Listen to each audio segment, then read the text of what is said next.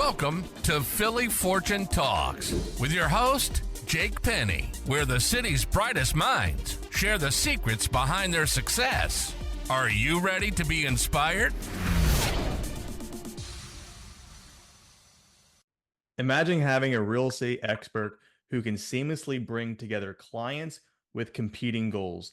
Today, we explore the career of Carl Adams, a seasoned real estate professional with over 20 years of experience. Licensed since 1994, Carl excels in quickly assessing client needs and leveraging his expertise in tech marketing, social media, and digital video to capture the largest network of buyers.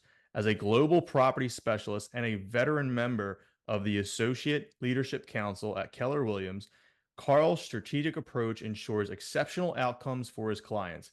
He holds a degree from the Antonelli Institute and Eastern University and is an active member of the National Association of Realtors, Pennsylvania Association of Realtors, and Tri-County Realtor Association. Carl, it's a pleasure to have you on Philly Fortune Talks. Thanks so much for the invite. I'm pleased to be here. So, Carl, with over 20 years of experience in real estate, what initially motivated you to pursue that career in the real estate industry? It was like sales, and it's probably the late 80s. I was in my early 20s. My first degree was in photography, and I was weighing whether I was going to open a photography studio or stay in sales. And if I stayed in sales, I wanted to sell the largest product. Met with a real estate company, liked it, but I had this mindset that nobody was going to buy a house from a 22-year-old, so I didn't pursue it. I did open my studio, and from 92 to 93, the economy was in a recession, and my studio's business was half commercial and half what I would call retail, weddings and portraits. And we had gone through a really bad recession, and most companies had cut their advertising budget, which means they cut out the photographer. And looking for what else could I add to my business that would bring value to my customers. And a light bulb kind of went off that I dealt with brides and grooms, and they buy a house when they get married. From there, reached back out to the real estate broker I had met in my early 20s, got licensed, and within a year or two, the income I was generating from real estate far exceeded what I was making as a photographer. And as they say, the rest is kind of history. That's awesome, Carl. What about a significant moment or milestone early in your career that kind of shaped your approach, how you went about real estate for the rest of your, career? I think a lot of it was, real estate is certainly a sales business, but it's a service business. And I always had the belief on the residential side, you can't sell somebody something they don't want. So you had to put them at ease that you represented them, you were their fiduciary, and you were going to help them make this gigantic purchase. So we kind of took the approach of, you want to call it the Ritz-Carlton, what could we do to make things easier? And, odd things pop up in a real estate transaction, and it's kind of my job of, listen, I'm going to take care of this. I'm going to take care of you, and, we're going to be fine. That was probably the biggest aha as far as providing service and trying to strive to meet that level of service. Then you have your clients talking about, we just bought a house, and isn't that an awful thing going through the house? Well, no, actually our agent was terrific. They took care of everything. And that was kind of the big aha. And as we got into commercial, it was really the same thing. The purchase changes in commercial, it's all about the numbers. So it was aiding our clients to either help them on the buy side of, listen, we found a really great deal, or on the sell side of, sort of bringing them to Jesus of, here's the numbers for your property. This is the value. And that's really self-determined. There isn't a lot we can do to change that. As we're seeing right now, there's particularly for some people, the real estate market is becoming challenging. You have 20 years of experience, so you've gone through a lot of different things in real estate, adapting changes in the market, changes in the laws of real estate. Can you describe like a particular challenging time and how you successfully, managed and navigated it? Real estate in some respects can always be challenging. One of the challenges we have now, and I think you and I talked about this about a year ago, is for the investor. Um, One of the things I counsel my investor clients is this is an investment. You have to have a reason for purchasing it, and an investment should have a beginning and it should have an end. And you should have identified those as we go into the investment. So the challenge is depending on those investment goals. As an example, an investor like myself, I'm approaching the retirement years. So for me to look at properties right now, there's really limited properties available that make sense to purchase, that you're going to see this appreciation in the short term. And for me, it's really a short term thing. I'm about to enter a stage where my investment strategies are going to be more of generating income. And there are properties out there that will do that, but not as not as many as there were, say 5 years ago. And I think the aha for me is, especially as an investor, is to have that patience. If you're a young guy, you're in your mid to late 20s, with the right research, you can buy almost anything and hold it, and you're probably going to be fine. Um, Flippings become very difficult Mhm. because of the values the properties are selling for. And you and I had this conversation a couple of years ago. I had three investment properties. And again, going with the idea of an investment has a beginning and the end.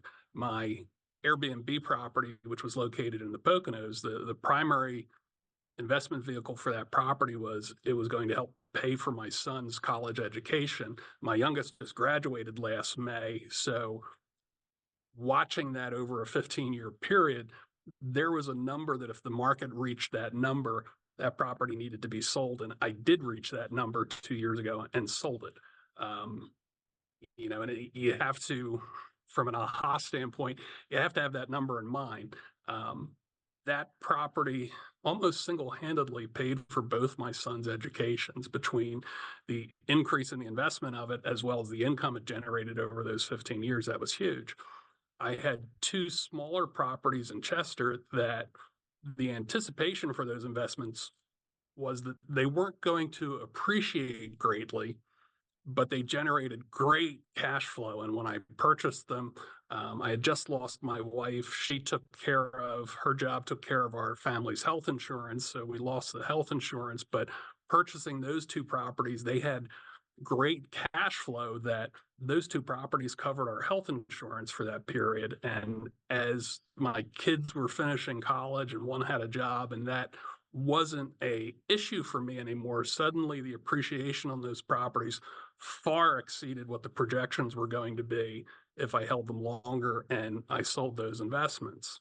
And I had somebody mention to me when we did that, oh, you're down on real estate investment. No, you just need to know your investment goals. I would buy both those properties, really all three of those properties again, if the numbers made sense. And at the moment where the market is, they're not making sense at the moment. So you have to have that patience to hold off until you either find a great off market situation, or we have a better feel of what the market's going to do in the next 5 years. And again, looking over my career, and I think we're pushing 30 years, we've never seen a market like we've had in the last 4 years. The Philadelphia region typically is very stable, and we typically see the Philadelphia region double in value every 8 to 12 years in that window, depending on the exact location of the property. What we've seen in the last 4 years, we have nothing, at least in my career, to go back and say we've seen this before. Yeah, the last 4 years have been like uh a lottery almost. If you screwed up on your numbers, as long as you had time and you could afford the time, the deals panned out. It's just crazy how um I forget the saying is, but it's like if you mess up and there's time, it's like all time heals wounds or something like that. So Correct. for the new investor that was getting in, that wasn't, that knowledgeable and they got their numbers wrong. It was like, hey, your property appreciated like crazy over a year, over 2 years, and it's nuts. Some properties even doubled in price. Some properties, I'm like, I don't even know how they're selling for that much. It's kind of scary, right? Um, but no, it's like, for you, it's Nuts. the it's always like, what is it? Real estate is not a get rich quick. It's a wait and get rich, or it's time is your best friend for appreciation. Like, there's so many different ways to invest in real estate, whether it's cash flow appreciation, equity play, but it all has to fit your vehicle, your model of investing, and that all comes down to also a time and point in your life as well. That's probably the biggest mistake I see when I meet with investor clients for the first time, if this is their first transaction, to make sure they have an understanding of what the real estate investment is. As you said, it's not a get rich quick investment. And going back to previous seller markets we had, you go back into the 2005, the 2004 market, which at the time was one of the craziest seller markets we ever seen. That, of course, ended during the mortgage crisis. And the mortgage crisis, literally in the business, felt like one day everything was roses, and the next day somebody came in and turned off the switch. And the switch stayed off for 6 or 8 months. It was really scary. It didn't matter what property you had. There weren't buyers that were willing to buy it or could get a mortgage. Um, but part of that process is you have to stay tuned into real estate's not, in most cases, it's not a short-term investment. Mhm. It's hard to get out of. It's not like you can go online to your stock account and sell a stock in about 30 seconds. Real estate's timing.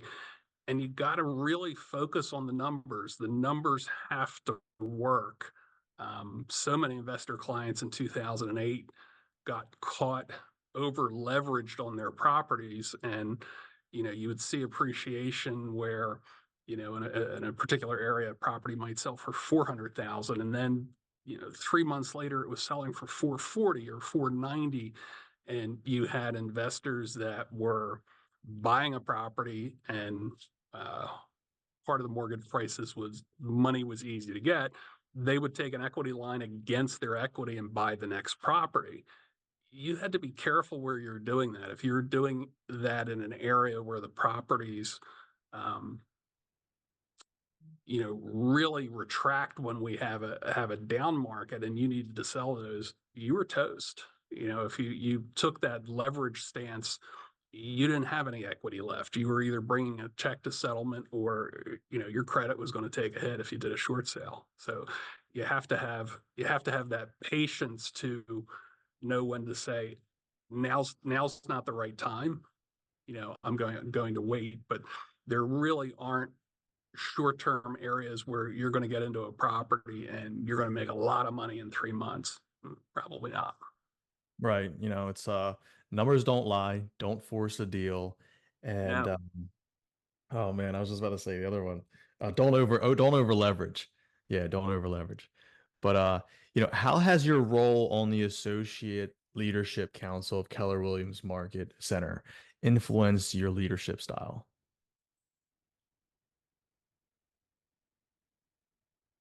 Williams, and I'll really tip my hat to Gary Keller. He's a brilliant guy. It really helped myself focus on my own business, the leader center's financials, and then makes recommendations if a change needs to happen in a market center. As an example, in this current market we're in, we just renegotiated our office lease and we lopped off probably 25 or 30% of the square footage of our office. Since the pandemic, most agents are working remotely. We Hmm. don't need to carry that office expense, and we see this across the real estate industry, not just at Keller Williams. What can we do as business operators to reduce those expenses? So, we protect that profit margin. That was key in running my own business, to make sure I was that aggressive on my own P&L statement And that also transferred over into the investment side. And, I kind of go back to my thoughts on investing now compared to 25 years ago. I'm a little more critical on the numbers, but I think also part of it is learning that investment has a time period and that investment has a goal. Right, absolutely. Um, so, again, back to you said almost 30 years of experience. I said 20, but 30 years of experience you've had to of, nobody climbs Mount Everest alone. So has there been any books or mentors? I know you said Gary Keller. I love his book, The One Thing, actually helped me out a lot, get away from shiny object syndrome. Right. But is there any books or mentors that have significantly influenced your approach to leadership and real estate? There were so many. Some were from outside of real estate and photography. I had the great fortune to work for the Camera Shop Incorporated, which was owned by John Bogosian. He was such a fantastic businessman, fine gentleman, and the time I spent working there was like my education at Harvard. He had third largest photo retail business in the United States, Wow. always growing. There were always opportunities to learn. In real estate, my very first couple of years, I was fortunate to worked at Weichert in Havertown. I was fortunate to work in an office that Keller Williams wasn't there yet, but mirrored a lot of the systems Gary Keller identified that made real estate agents successful. And without those agents taking me under their wing, so to speak, they were fantastic. We had Chris O'Brien, John Walton, Skip Millier, Ann Logue. They were fantastic. That was a huge help. Book wise, I'm really dating myself as an old fart. There was a traveling real estate.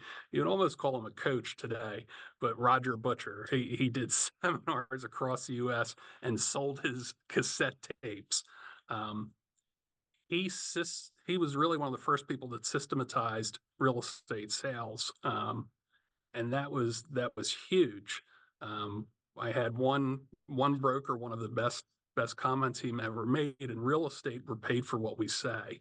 You can take that a number of ways, but knowing how to approach somebody to make real estate understandable is incredibly important and incredibly valuable to them. Um, on the residential side, pretty houses sell, but you got to be able to look past the pretty, and was the pretty done right? Yeah. Um, on the commercial side, you've got to dig to make sure there's no surprises that are going to hurt the value of the building. Did we do our phase one? Did we do our phase two?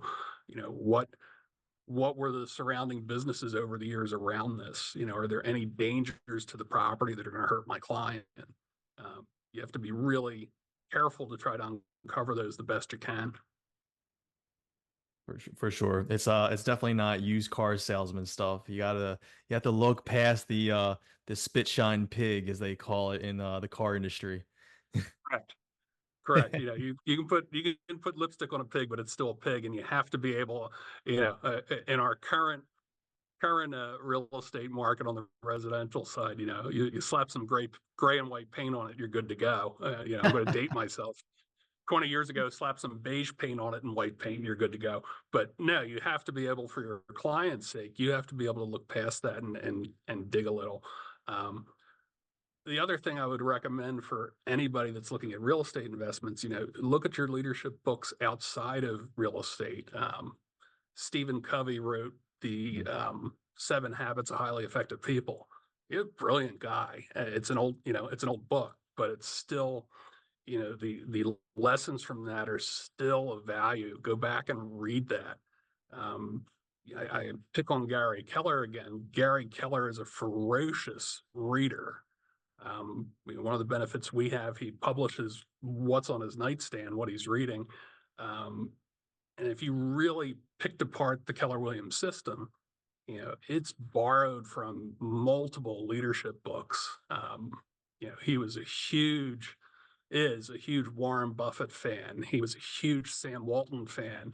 And even to the standpoint to broaden your own leadership skills, read the biographies of those people. Sam Walton, the guy that founded Walmart, he was a cool guy. Mhm. He really viewed himself as just a merchant, and the ideas that he had, what made a great merchant that made the customer happy, those are invaluable if you apply them to your own business. Yeah, I've actually started reading autobiographies um, of like, the Carnegies, the Vanderbilts, Rothschilds, all the like the big people in the world. Not so much reading about their business, but who they were, how they thought, how they process things, you know, all that stuff. Because it's like it's good, reading the leadership books and another real estate book, a capital raising book, things of that nature. But it's like what it would be if you could get into their minds today. So it's like figuring out who they were, digging into their minds through their biographies. It's pretty cool. It really is. If you look at some of our local companies, they're all national. They were national then and gobbled up by conglomerates. But you look at something like Campbell Soup, John Dorrance that founded Campbell Soup. In his biography, it talked about how much belief he had in the product of condensed soup, and nothing made him happier than to be on the production floor, interacting with the employees, and I mean, even things of swapping soup recipes of what they used the soup for. I mean, he had that big of a belief in the product. Um, that's fantastic. And you look at some of those guys, and I'll both Sam Walton and Warren Buffett fall under this category. Sam Walton drove a 20-year-old pickup until the day he died. It might have been older than that. He wasn't about stuff. He wasn't impressed by what you had. And he was never happier than to be in the store with his frontline employees, talking about the business, talking about the merchandising, talking about how to display the merchandising and how to service the customer. That was his core focus, and he never lost that. And you see the same thing in Warren Buffett. The guy drives a 15-year-old Cadillac, eats McDonald's every day, and he's Warren. He's this multi-billionaire, but at the end of the day, he's just Warren. And it's really interesting to read that, and as you said, get into their head and see where they're coming from. Yeah, it's super funny, like you mentioned, Warren Buffett.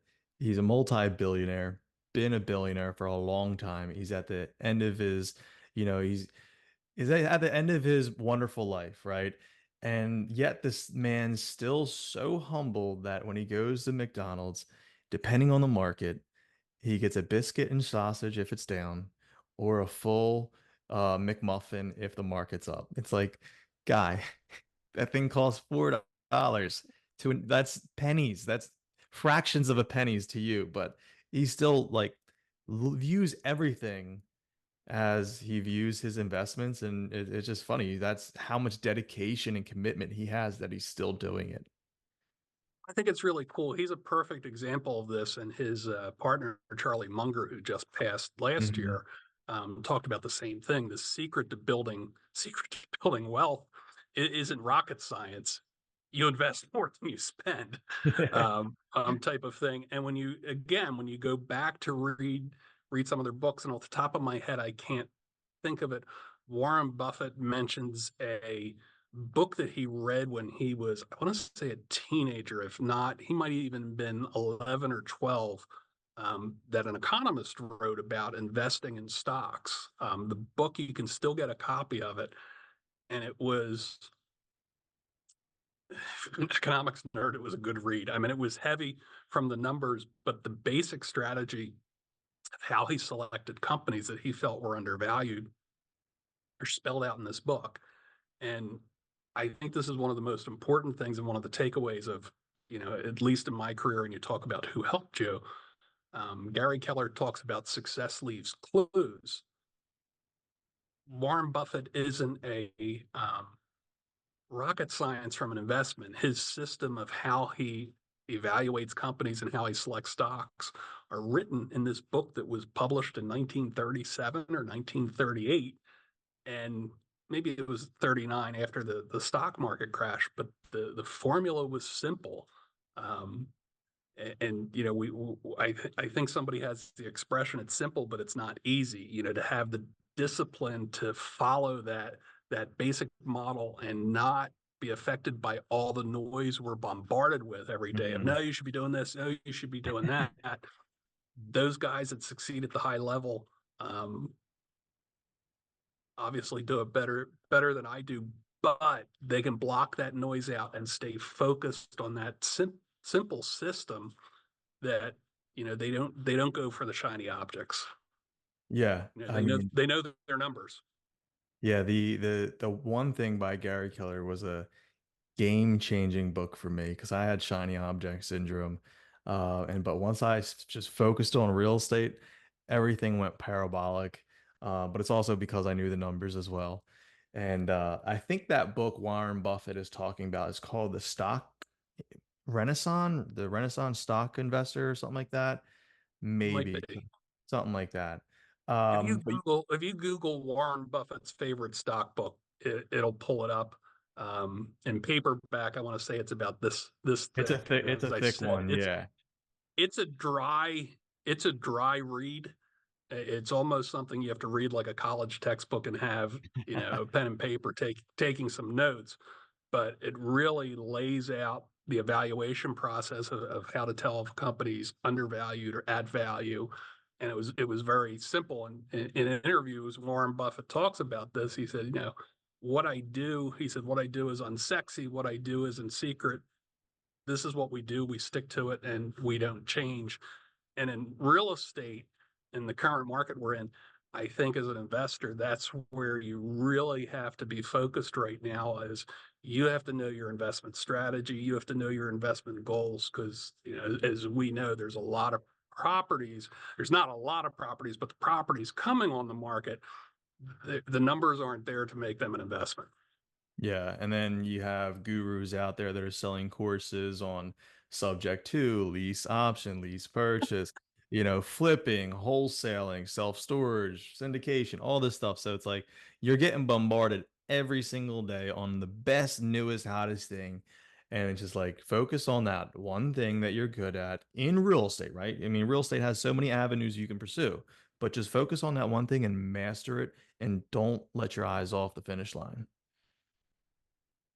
Somebody had talked to me once about um, obviously where the market is right now. Anybody in real estate has had some frustrations in the last year, and you know, how do you overcome those? You have to go back to, and I'm not saying the basics, but you have to go back to the basics of the one thing. What is it I need to do today that by doing it, everything else will go away, and I'm that much closer to what my goal is? And a lot of it is to go back to that, you know, that bonus. So you spoke on a few times about timing of investment, where to investment, knowing the numbers, especially when it comes to less traditional investment options like real estate. Can you share your thoughts on the importance of having multiple income streams? There's passive income when it's rental income, there's flipping, there's W-2. Can you talk a little about that? Absolutely, and I'm sort of living that now. Probably about 10 years ago in my business, I started to focus more on commercial real estate. I shouldn't say it's more fun, but it was just a nice change after 20 years of residential. In residential real estate, it's not about the house. It's about the curtains. It's about what my mother did today. It's about what my spouse did. It has nothing to do with the house. Commercial side, it's about the numbers, about whether or not it makes sense, who's the perfect buyer for this particular investment. And the decision process is usually simpler. As I say, the numbers work or they don't. And if the numbers Mhm. work, the property is going to sell.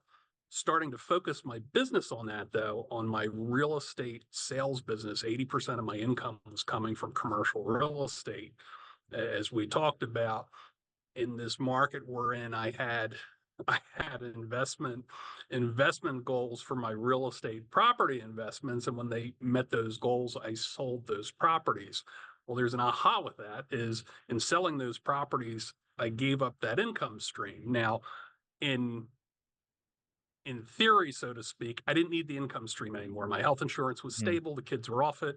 College was done. I'm done paying college. I don't need that income stream. And, as soon as that Murphy's Law, as soon as those properties are gone, suddenly my income's down by 80%. And man, that extra income stream would be really nice right now.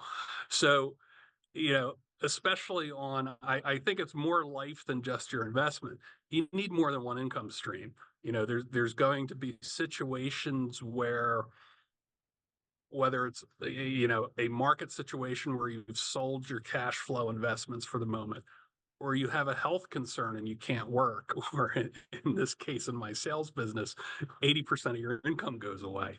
I laugh.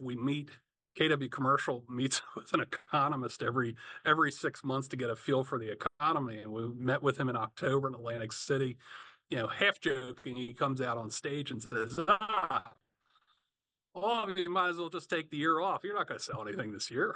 He kind of laughed. He said, I take it back. You might sell it. You're not going to get it financed. And, there are challenges in commercial financing right now where the banks are scared to death of a commercial product, and it's a challenge. So you need those extra income streams to kind of keep you sane at night when something happens to one of them. And if you look at it, it sounds complicated and it sounds like we're being fancy. We're not. If you had one income stream, which was, say, your job, and you got laid off, you had a problem. In the big picture, as if you make your money in real estate or you make your money by owning a business, you need to have multiple streams of it coming in. Even looking at going into retirement, yes, you could do a Warren Buffett and put all your assets in stocks that pay dividends. That's fairly stable. But in a down economy, those dividends are going to shrink, which means your income's going to shrink. You're either going to have to touch the principal or figure something out. I think you'd be much better off having, you have your stock investments, you have your real estate investments. And again, in retirement, you need income. You do want some appreciation in your real estate product, but the income's more important. And that's really one of the great things in real estate investment is, even if it's not a great appreciator, you're living off that income. You're not touching that principal. That principal stays. Yeah, and this is what I tell so many people that I, help out with, counsel on, when people are, reaching that retirement, coming close to it. It's like, get out of the mindset of living on your nest egg, right? Because you're pulling on your 401k, you're dwindling down the principal, right? Eventually that goose will go away, right? Instead, live off the golden goose and live off the eggs it produces through passive investments. Capital preservation first, invest in stuff that'll produce you cash flow, because that's what you truly need. At the end of the day, with inflation and everything like that, if you keep dwindling down on your nest egg, and you're no longer going to have one, you killed the golden goose. No, correct. And, you have,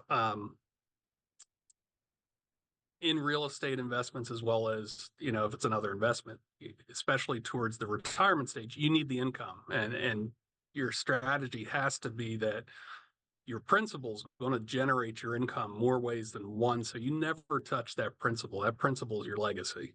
Yeah, without a doubt. And you need those multiple streams or multiple investments to diversify that portfolio. So when you do hit areas in the economy that are tough, there's some type of flexibility or balance to that. As an example, you look at a dividend stock. Some of the companies that pay dividends, they're boring. They're boring companies. They're typically not a tech company. They're fairly stable, and even though you'll hear people talk about that, oh, the economy is terrible. The economy's not terrible. We had an inflation experience.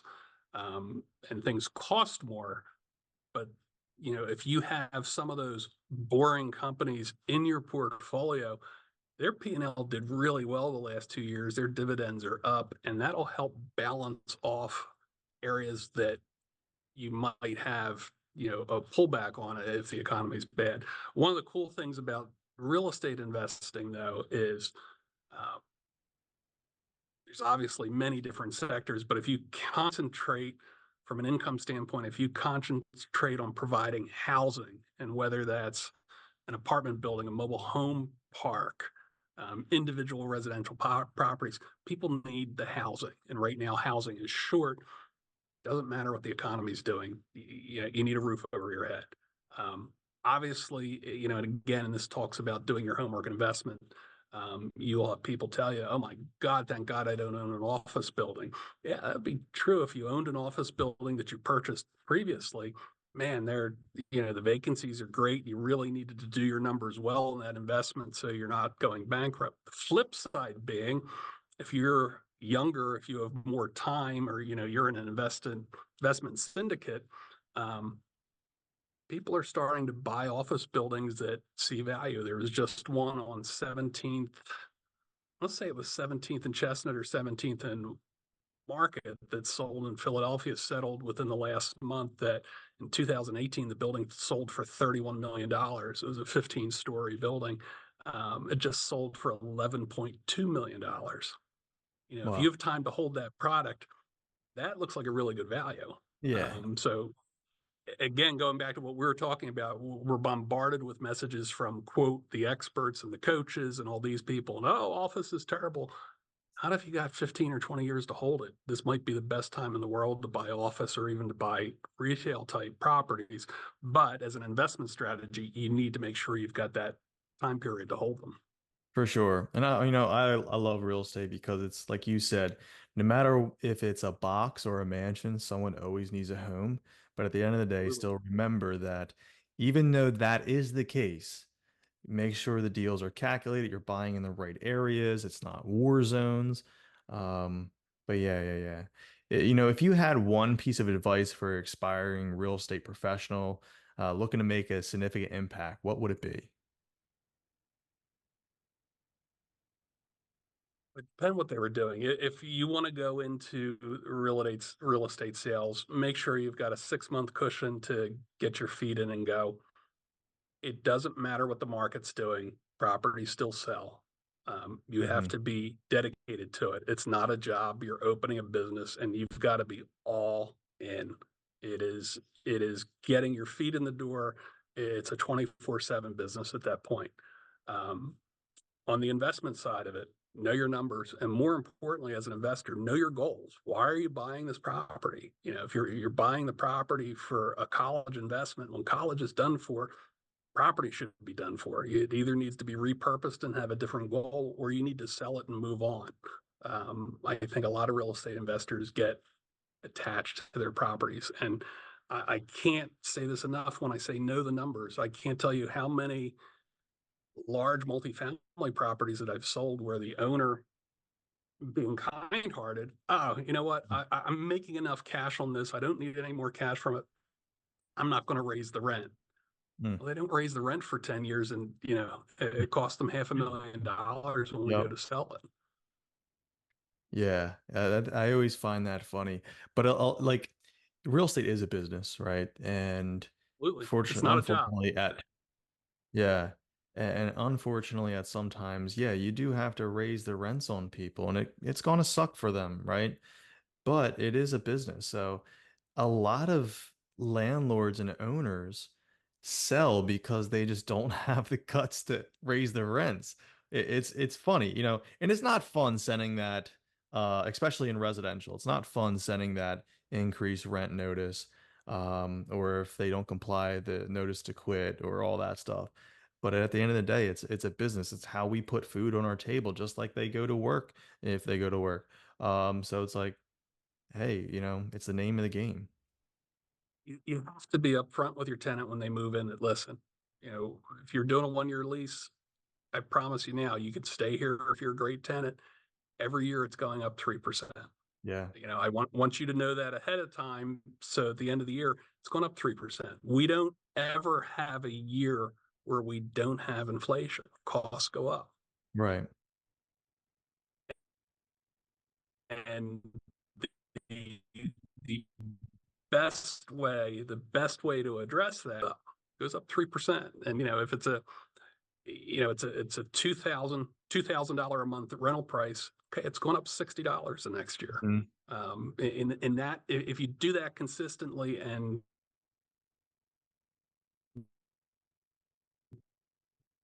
the tenant has that in their head, they know that ahead of time.